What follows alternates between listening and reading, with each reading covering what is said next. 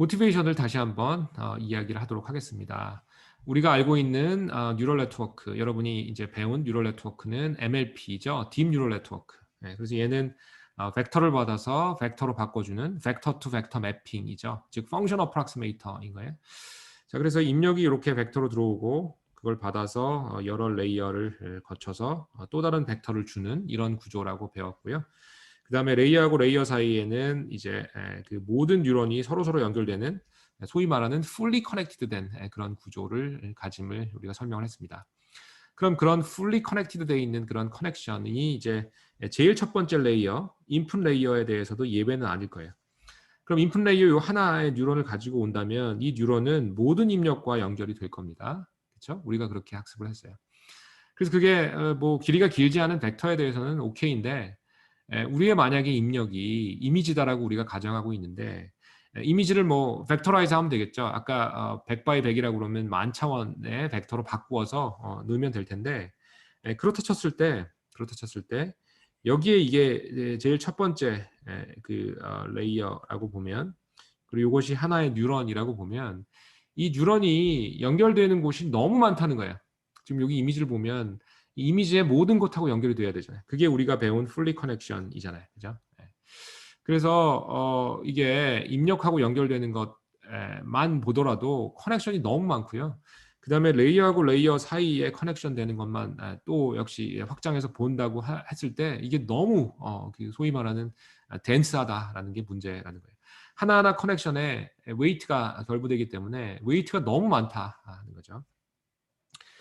그래서 방금 이야기한 대로 first hidden layer에 그죠? 여기에 first hidden layer에 어떤 하나의 뉴런 그리고 걔는 입력의 모든 포인트하고 다 연결되겠죠. 이런 full 커넥션이 되어 있는 그런 뉴런을 생각해 보면 그리고 우리의 데이터가 뭐 좀 작아서 뭐 200 바이 200이라고 한다 하더라도 그리고 얘가 칼라라고 하면 사실은 이제 그 RGB 세 장 필요한 거나 마찬가지죠. 그 세 개를 조합해서 하나의 컬러 이미지를 만드니까 그랬을 때 바이어스는 우리가 뭐 무시한다고 하더라도 그 웨이트의 숫자가 일단 200 바이 200일 거고 여기 200 있고 여기 200 있겠죠. 그 다음에 이제 R, G, B라고 하는 레드, 그린, 블루라고 하는 세 개의 채널이 필요한 거 아니에요. 그럼 이렇게 작은 이미지인데도 불구하고 이 하나의 뉴런에 대해서 12만 개의 웨이트가 필요해요. 그럼 여기 뉴런 하나만 있나요? 많잖아요. 그럼 10개 있다 그러면 12만 곱하기 10, 120만 개의 뉴런이 하나 첫 번째 레이어에 대한 이제 웨이트의 숫자가 그만큼 필요하게 될 거고요. 그럼 레이어가 하나만 있나요? 레이어 많잖아요.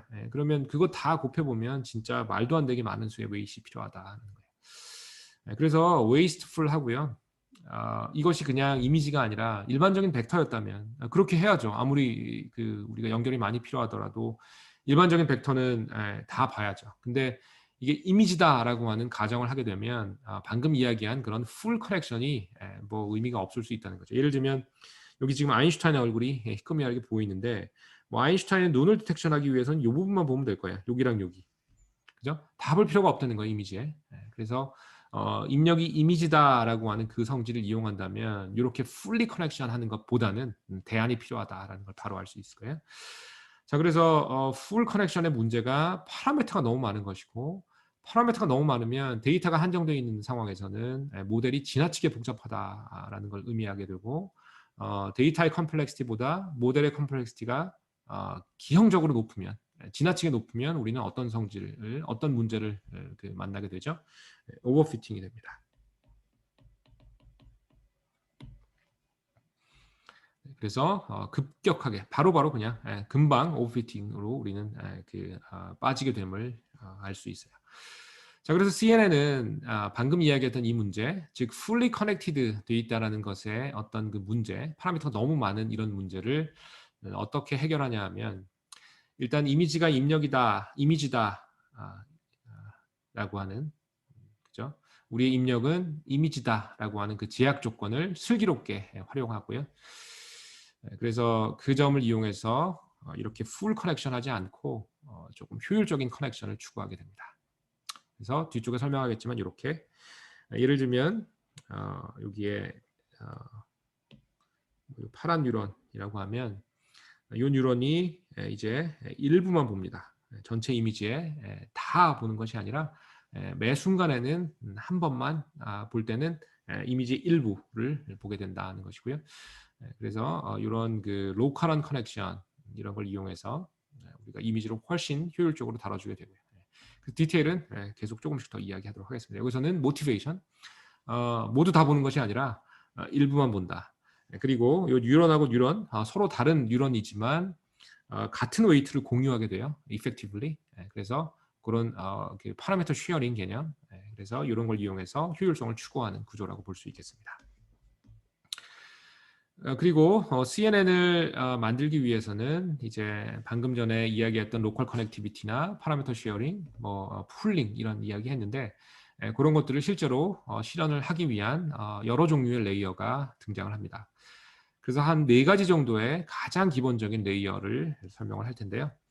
일단 첫 번째는 컨볼루셔널 레이어라고 해서 컨볼루션을 수행하는 그런 가장 중요한 CNN에서 가장 중요한 그리고 가장 많은 양의 연산을 요구하는 그런 레이어가 있고요. CNN이 왜 CNN인가요? 컨볼루셔널 뉴럴넷이니까 어떻게 보면 이 컨볼루션 레이어가 CNN의 주인공에 해당을 합니다. 그리고 두 번째로는 우리가 MLP 배울 때 웨이티드 썸 한 다음에 non-linearity를 주기 위해서 액티베이션을 이제 태웠고요. 그 액티베이션의 이제 종류로 우리가 처음 배운 것이 라지스틱 시그모이드죠. 0에서 1 사이로 이렇게 non-linear하게 변하는 즉 확률값에 대응되는 이런 non-linear 액티베이션 함수를 배웠는데요. 이 CNN에서는 이제 이런 렐루라고 하는 그런 piecewise linear 전체적으로 보면 non-linear지만 세그먼트 와이즈 보면 리니어인 이런 피스와이즈 리니어한 렐루라고 하는 액티베이션을 우리가 사용을 하게 될 겁니다. 어쨌든 웨이티드 썸 한 다음에 non-linearity를 주기 위해서 이런 렐루라고 하는 레이어를 사용하게 될 거고요. 그다음 세 번째는 아까 이제 썸 샘플링, 다운 샘플링 뭐 이런 이름 또는 풀링이라고 하는 이름으로 불렸는데 예를 들면 100 by 100이라고 하는 거를 이제 조금 줄여서 다운 샘플링해서 50 by 50으로 줄여주면 역시 다루기가 조금 쉬워지겠죠. 그래서 그런 역할을 하는 다운 샘플링 레이어 또는 풀링 레이어라고 하는 이런 레이어도 있습니다. 그다음 네 번째는 우리가 알고 있는 그 MLP 레이어가 결국은 마지막 단으로 가게 되면 필요합니다. 예를 들면 사용자가 이미지에 대해서 예를 들면 어떤 바이너리 디시전을 원할 경우 있어요. 사진이 들어왔을 때 나는 이게 개인지 아닌지 관심 있다라고 하는 사용자가 있다면 그럼 아웃풋 레이어가 결국 개인지 아닌지 확률을 토해내 주게 되겠죠. 그럼 그런 아웃풋 레이어, 시그모이드 레이어가 될 텐데 우리의 중간 단계 데이터는 이따 뒤에 설명하겠지만 이미지 볼륨이에요. 그럼 그 둘 사이에 이제 맞춰줘야 되는 거죠. 그리고 이제 클래시피케이션이나 리그레이션과 똑같은 하이 레벨 어떤 그 지능 행위를 하려면 이제 이런 그 결국 벡터로 다시 바꿔야 되는 그런 니즈가 있습니다. 그래서 이제 어떤 그 스페이스에 대한 트랜스포메이션이나 아니면 아웃풋 레이어와의 인터페이싱 여러 가지 이유로 우리가 MLP에서 학습했던 그런 fully connected 레이어, 소위 말하는 FC라고도 불리는 그런 레이어를 우리는 사용할 수밖에 없어요. 그래서 나중에 또 언급하겠지만 많은 양의 컴퓨팅은 이 컨볼루셔널 레이어에서 나오고요. 대부분의 파라미터는 이 FC 레이어에서 잡아먹게 됩니다. 그래서 최근 나오는 그 CNN들은 이런 FC 레이어의 사용을 최소화하려는 그런 움직임을 보이고 있습니다. 왜냐하면 파라미터가 너무 많아지니까요. 자, 그래서 이런 네 종류의 레이어를 우리는 학습하게 될 것이고 이들을 잘 조합하면 그것이 이제 하나의 CNN 구조가 됩니다. 그래서 스태킹, 쌓는다라는 뜻이죠. 스태킹을 해주게 되면 이제 CNN 구조를 이루게 되는 거예요. 자, 예를 들어 보면 여기에 이런 입력 이미지가 들어갑니다. 지금 요거는 2D로 보이지만 사실은 RGB 칼라 이미지라서 이미지가 사실은 이런 볼륨 형태를 취하고 있어요. 그래서 R 채널, G 채널, B 채널 이렇게 사실은 3차원 데이터인데요. 우리는 늘상 이거를 이제 2차원 데이터로 간주하죠. 그냥 컬러 이미지네 이렇게 하지만 이걸 데이터로 나타낼 때는 3차원 텐서가 필요합니다.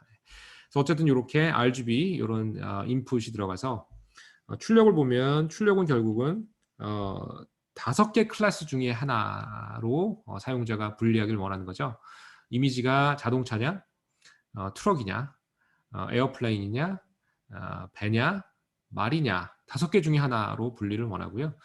그래서 결국은 이제 5차원을 갖는 소프트맥스 레이어를 우리는 결국 원할 겁니다. 그래서 여기 보면 자동차일 확률이 가장 높게 표현되어 있는 이런 그림을 볼 수 있고요. 자, 그래서 이 과정에서 우리는 fully connected 레이어가 필요하게 되고요. 그 다음에 그 사이에는 convolutional 레이어 이렇게 부분 등장을 하고요. 그리고 가끔 렐로 역시 등장을 하고요. 그리고 진짜 가끔 풀링이 이렇게 나오게 됩니다. 그래서 이런 식으로 해서 CNN을 우리가 구성하게 되고요. 여기서 많이 이제 학생들이 하는 질문이 교수님 왜 풀링이 3번만 나왔죠? 뭐 이런 질문. 그리고 컨브는 왜 이렇게 하나, 둘, 셋, 넷, 다섯, 6번인가요? 그리고 왜 컨브렐루인가요? 저는 컨브렐루 하고 싶은데요. 뭐 이런 질문들이 있을 거예요. 그죠? 아주 좋은 질문이고요. 그것이 이제 결국은 머신러닝 엔지니어가 인간으로서 내려야 되는 디자인 디시전 같은 거예요. 그러니까 최고의 아키텍처, CNN 아키텍처를 꾸리려면 레이어의 종류는 어떻게 해야 되고 어떤 빈도, 어떤 사이즈 어떻게 해야 되는지 그거는 이제 인간의 디시전이었어요. 최근까지. 그래서 머신러닝 엔지니어로서 해야 되는 중요한 일이 방금 얘기했던 그런 조합을 결정하는 일이었고요. 근데 최근에는 이제 그런 것마저 자동화가 되고 있습니다. 그래서 오토 ML이라고 하는 이런 뭐 분야가 있고요. 그래서 이 분야에서 자동으로 최적의 구조를 찾아주기 위한 예를 들면 나스와 같은 뉴럴 아키텍처 서치 이런 거와 같은 그런 그 방법론들이 등장을 하고 있습니다. 그래서 이제 머지않은 미래에 모든 것이 완전 자동화 될 수도 있어요. 어쨌든 지금 여러분 그 레벨에서는 이런 레이어 디자인은 사람이 해준다라고 일단 생각을 해주고 진행을 하도록 하겠습니다.